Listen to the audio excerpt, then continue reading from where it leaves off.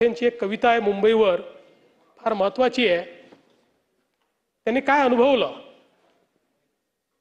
या मुंबईत गर्दी बेकारांची, त्यात भर झाली माझी एकाची।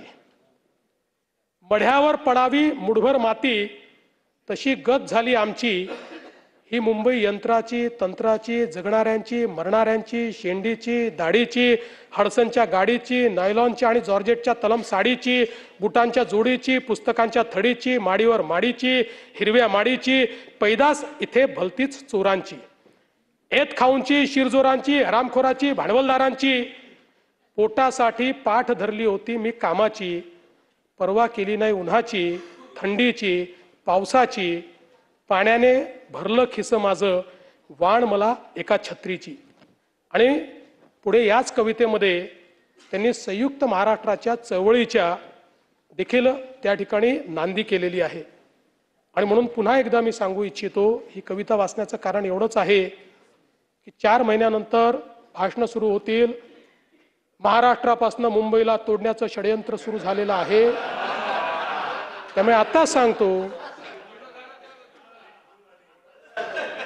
मुंबईला महाराष्ट्रापासून कोणी तोडू शकत नाही।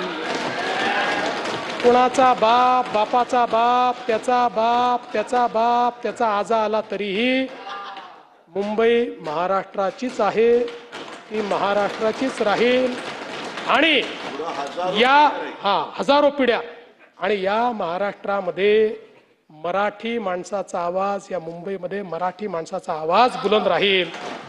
आणि म्हणून आज या निमित्ताने एक आधुनिक मुंबई, एक सर्वसमावेशक मुंबई आणि तसाच प्रगतिशील महाराष्ट्र घडवण्याचा प्रयत्न आम्ही करू, अशा प्रकारचं मी या चर्चेच्या उत्तरात सांगतो।